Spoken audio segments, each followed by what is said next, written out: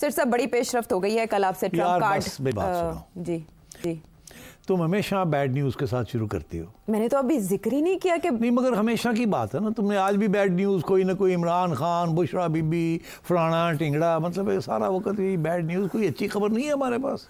आप सियासी खबरों से उकता गए, मुझे मैं थक गया हूँ, मेरा ख्याल है सारी कौम थक गई है, क्योंकि कुछ होता तो है नहीं, ऊपर नीचे ऊपर नीचे ऊपर नीचे, धमकियां धमकियां धमकियां। अब तो होने जा रहा है, अब तो 2 मुतालबात सामने आ गए हैं, डिमांड नोटिस आ गए। यू गो अगेन, तुम फिर शुरू होने वाली। नहीं, अब फाइनल कॉल के बाद कोई ना कोई कार्ड तो आना था ना सामने। मेरा ख्याल है कि मैं फिर गुड न्यूज़ दूँ आपको। क्या यार, कोई थोड़ी सी गुड न्यूज़ होनी चाहिए। सियासी मैदान से तो नहीं होगी। हाँ, सियासी मैदान से तो नहीं होगी, तो फिर खेलों के मैदान से आपको गुड न्यूज़ देते हैं। चैंपियंस ट्रॉफी होने जा रही है। अच्छा, और वो हाइब्रिड मॉडल ही होगा। हाँ, इंडिया यहाँ नहीं आएगा, इंडिया के मैचेस दुबई में होंगे और हमारे और बाकी सारे यहाँ होंगे। ठीक, और कुछ छोटे मोटे डिटेल्स हैं जो अभी वर्कआउट हो रहे हैं अभी तक, इसलिए पीसीबी ने अनाउंसमेंट नहीं की। अच्छा। वो भी हो जाएगी, आईसीसी भी कर देगा।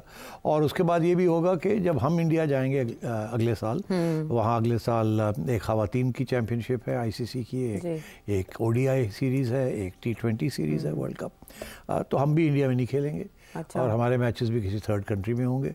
एंड अल्लाह खैर सल्ला, और ऐसी काम चलेगा 2-3 साल, तो फिर आगे जाके देखा जाएगा। उस वक्त तक उम्मीद है कि हुकूमतें जो हैं वो they might have kissed and made up, और अगर ऐसे हुआ तो फिर भी normal cricketing relations can be restored. मगर अब तक तो जो सूरत हाल है उसमें तो कोई चांस नहीं है, इसलिए हाइब्रिड मॉडल ही एक्सेप्ट होगा और वो दोनों के ऊपर लागू होगा। अच्छा, ये आप बहुत पहले प्रेडिक्शन कर चुके थे। हाँ, मैंने तो कहा था यही एक सोल्यूशन है।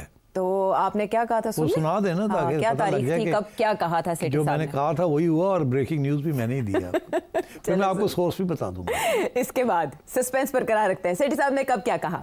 मैं आपको फॉर्मूला दे रहा हूँ, मेरा ख्याल है कि ये फॉर्मूला पुटअप होगा। मैं समझता हूँ कि मोहसिन नकवी साहब को ये प्रपोजल पुटअप करनी चाहिए कि जी ठीक है, हम तो नहीं खेल सकते हाइब्रिड, मगर अगर रेसिप्रोसिटी की बात है, जो अभी आपने कहा बराबरी की बात है, तो ठीक है, फिर आप हमारे साथ आईसीसी इवेंट के अंदर जो करेंगे तो आईसीसी को आपके साथ भी वही करना चाहिए। तो फिर कल को जो मैचेस होने हैं आपके यहाँ आईसीसी इवेंट्स, वो भी हाइब्रिड में होंगे। आप 3-4 मैचेस बाहर कर रहे हैं, उसके भी 3-4 बाहर हो जाएंगे। हाँ। जो आप हमारे साथ करेंगे वही आपके साथ आईसीसी। हाँ। आईसीसी के मैच है ना, इंडिया पाकिस्तान का फैसला नहीं, आईसीसी का। हाँ। तो आईसीसी जो फैसला करे वो इंडिया के लिए भी वही हो और हमारे लिए भी वही हो। तो फिर ये है कि फिर हम खेल सकते हैं हाइब्रिड, मगर इसके लिए आईसीसी को रिटर्न गारंटीज देनी पड़ेगी। अच्छा, इंडियन मीडिया यही हूबहू रिपोर्ट कर रहा है, और यह आपने आज से ठीक 1 हफ्ता पहले बता दिया था। मैं आपको बताऊं, मोहसिन नकवी साहब ने बड़ी मेहनत की है, डटे रहे हैं, एंड उनकी पॉलिसी कामयाब हुई है, उनको दाद देनी चाहिए। हाँ, उन्होंने कहा था क्रिकेट की जीत होनी चाहिए और पाकिस्तान का भी नुकसान नहीं होना चाहिए। ऐसे ही हुआ है। तो ये विन विन है, and all credit to Mohsin Naqvi Sahab, no doubt. वो दिन रात अंत तक मेहनत भी कर रहे हैं स्टेडियम्स के लिए भी, और वहाँ भी उन्होंने मनवाया पाकिस्तान का। आपके ख्याल में शिमला ऊंचा होने की बात है ना, कि पाकिस्तान की बात मानी गई है इस फार्मूले को एक्सेप्ट करके, और इससे इंडिया को क्या नुकसान हो सकता है? वहाँ पर तो मीडिया ये कह रहा है कि इसमें भारत का नुकसान है। नहीं, कोई नुकसान नहीं है, छोटी मोटी फाइनेंशियल इश्यूज हैं। अच्छा। क्योंकि जब इंडिया में मैचेस खेले जाते हैं तो बहुत व्यूअरशिप होती है, और स्टेडियम्स बहुत बड़े बड़े हैं, गेट रिसीट्स ज़्यादा होती हैं। अच्छा। हल्ला गुल्ला ज़्यादा होता है, तो वो और पाकिस्तान इंडिया मैच तो आपको पता ही है, प्रेशर कुकर टाइप होता है, तो इसलिए but at the same time जो ब्रॉडकास्ट है वो तो वैसे का वैसे रहेगा, या आप इधर खेलें या उधर खेलें, डजंट मैटर। अच्छा। हाँ, तो सारा जो रेवेन्यू है वो ब्रॉडकास्टिंग से ही आता है। तो I think all in all it's a great solution, and as I said all credit to Mohsin Naqvi साहब। And what about Jay Shah, यानी उनको मनाना कोई आसान काम नहीं है, मगर क्योंकि लॉजिक और जस्टिस का इश्यू था, इक्वालिटी का इश्यू था, तो बड़ा मुश्किल था इसको रेजिस्ट करना। एंड आई थिंक आईसीसी के अंदर भी एक ये फीलिंग थी कि यार पाकिस्तान के साथ ज्यादती हो रही है, तो इसलिए आई थिंक अच्छा किया, धमकी भी दी और कोऑपरेशन भी की, और बात भी की और डट भी गए। All in all good. अच्छा, इसमें अब बैड न्यूज़ पे आ जाओ।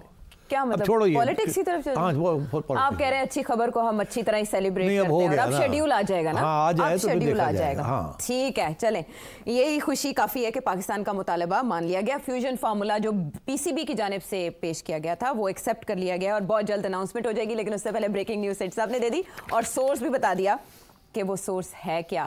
तो अब बैड न्यूज़ तो नहीं, एक नया, यार all politics is bad news these days. but it has interest and it keeps you interested. Okay, let's go. Shoot. Actually, final call के बाद सभी ये सोच रहे थे कि इमरान खान साहब अब नेक्स्ट क्या करेंगे। तो नेक्स्ट जो उन्होंने ट्वीट किया है और अलीमा खान साहिबा ने उनसे मुलाकात के बाद आके बताया है, वो उन्होंने अपनी 2 डिमांड्स रखी हैं। अलीमा खान साहिबा की जुबानी सुन ले क्या कह रहे हैं जी।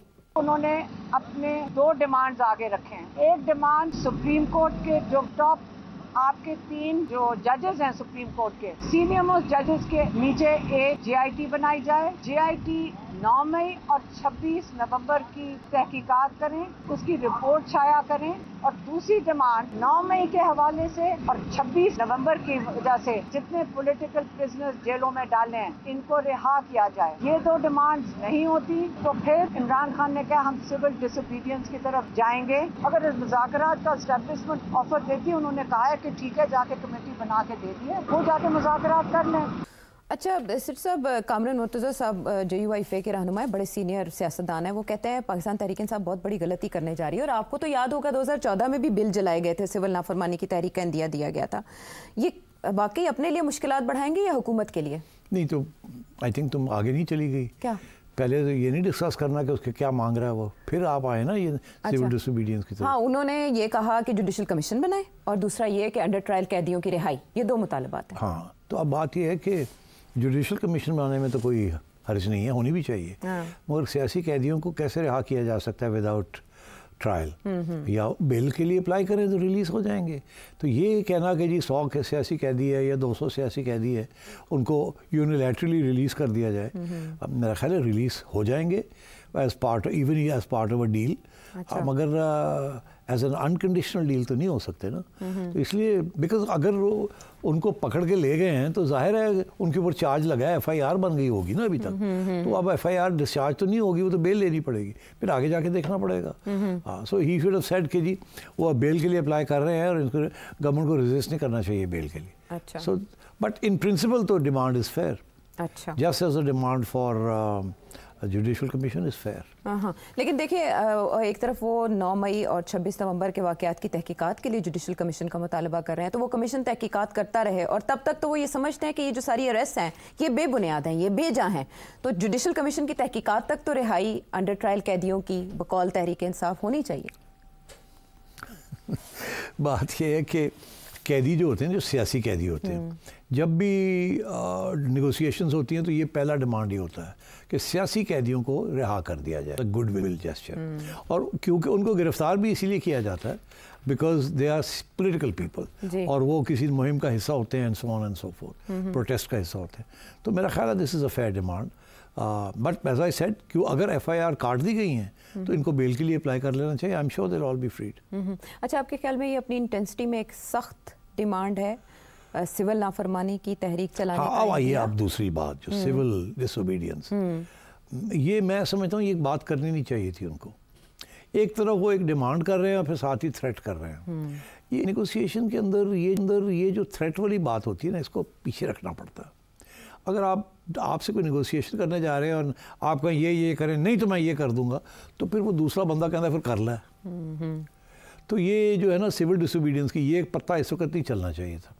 इस वक्त ये चाहिए था कि मेरे डिमांड्स ये हैं कि आप एक जुडिशल कमीशन बनाएं जो कि हमें एक्सेप्टेबल हो, और एक ये कि जो सियासी कैदी हैं उनको फौरी तौर पर रिहा किया जाए। और इनको चाहिए था उनकी लिस्ट भी बना के दे देते कि ये सारे जो लोग हैं इनको हम समझते हैं ये सियासी कैदी हैं, अच्छा, इनको आप रिहा करें। और उसके बाद हम सारे स्टेक होल्डर्स जो हैं उनके साथ बातचीत करने के लिए तैयार हैं आगे कैसे बढ़ना है। अच्छा। मगर ये कह देना कि अगर आप ये नहीं करते तो मेरे पास एक और पत्ता है, मैं वो करूँगा, I think that was it's bad tactics. अच्छा, ये इस स्टेज पे नहीं करना चाहिए था। लेकिन इससे पहले तो जाहिर है जिस तरफ वो मुज़ाकरात करना चाह रहे हैं या बातचीत करना चाह रहे हैं या जहाँ से डिमांड्स मनवाना चाह रहे हैं वहाँ से कोई जवाब ही नहीं आ रहा, तो फिर इसलिए उन्होंने ये अंदाज़ इख्तियार किया कि वो धमकी दे रहे हैं सिविल नाफरमानी की। और अब वो 5 रुकनी कमेटी भी बना रहे हैं जिसमें बैरिस्टर गौहर नहीं है। बात ये है कि उन्होंने डिमांड्स पेश की हैं, अभी तो एक दिन हुआ है डिमांड्स, आज तो कैसे फैसला कर लिया कि जी कुछ सुनने के लिए तैयार नहीं है? देखिए ना, you have to give time to this ना। आपने कमेटी बना देनी थी, बना दी आपने। आपने डिमांड, कमेटी को चाहिए था डिमांड पेश करते, गवर्नमेंट से रब्ता करते, पार्लियामेंट में खड़े होकर बात करते।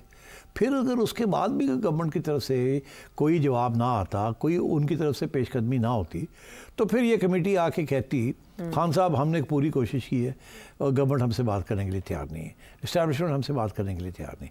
फिर ये कहते अच्छा मैंने तो कोशिश की थी, मैंने कोई और बात नहीं की, अच्छा चलें फिर अब ये है कि मैं आपको 7 दिन देता हूँ, आप जो मैंने डिमांड्स हैं इनको पूरा करें, नहीं तो मैं सिविल डिसोबीडियंस करूँगा। और वो एक ही खाते में सारा कुछ कर दिया तो दिस इज़ नॉट, इसके साथ बात आगे नहीं बढ़ेगी। मुझे कोई अगर थ्रेट करेगा ना तो मैं नहीं बात करूँगा, मगर अगर मेरे साथ कोई निगोशिएट करना चाहता तो मैं करूँगा। अगर नेगोशिएशन ब्रेक डाउन हो जाती है तो उस वक्त कोई थ्रेट आती है तो फिर देखा जाएगा, मगर साथ ही थ्रेट कर देना I don't think it's a good idea. मरहलावार जाना चाहिए था।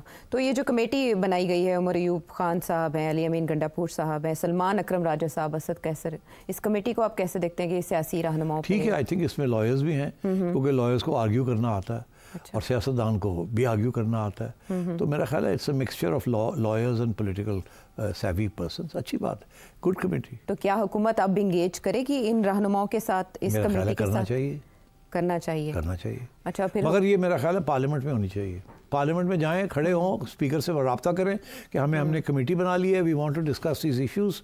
हम खड़े होकर यहाँ स्पीचेस भी देंगे और आप भी कोई कमेटी बनाएं ताकि we can take these matters further. अच्छा, लेकिन आपको पता है इमरान खान साहब का मुतालबा मुज़ाकरात का क्या है? किन से मुज़ाकरात होने चाहिए? तो हुकूमत के साथ मुज़ाकरात के लिए ही इनको मैंडेट मिलेगा, और जहां गार्डियन में एक मजमून छपता है कि फौजी क़यादत आमादा नहीं है बातचीत के लिए, तो फिर इन मुज़ाकरात की क्या हैसियत, मैंडेट किसके पास? नहीं, बड़ा अच्छा सवाल है। उसकी वजह यह है कि खान साहब मुख्तलिफ मौक़े पे कभी कहते हैं गवर्नमेंट के साथ बात करनी है, कभी कहते हैं पार्लियामेंट में बात करें, कभी कहते हैं कमेटी बनाएं, कभी कहते हैं जुडिशल कमीशन बनाएं, कभी कहते हैं हमने सिर्फ इस्टेब्लिशमेंट से बात करनी है, कभी कहते हैं रियल पावर होल्डर से बात करनी है, और आज एक नया लफ्ज़ इस्तेमाल कर रहे हैं कि स्टेक होल्डर से बात करनी है। तो स्टेक होल्डर्स तो फिर बहुत एक जनरल सी चीज़ है ना, हम भी स्टेक होल्डर्स हैं in all this. Media is a stakeholder in the stability of the country and democracy. तो इस तरीके के साथ तो बहुत से स्टेक होल्डर्स हैं। तो इशारा किसकी तरफ है? मेरा ख्याल है सोच समझ के ओपन एंडेड छोड़ दिया कि ये स्टेक होल्डर से मुराद ये भी हो सकती है पार्लियामेंट, स्टेक होल्डर से मुराद ये हो सकती है गवर्नमेंट, स्टेक होल्डर से मुराद हो सकती है एस्टैब्लिशमेंट। तो जो भी तैयार है इनसे बात करने के लिए, अच्छा। ये कमेटी को कहा गया है जड़ा भी आंदा उन्होंने दे के बह जाओ जाके। तो डिलिबरेटली उसने स्टेक होल्डर्स किया है। ठीक, हाँ।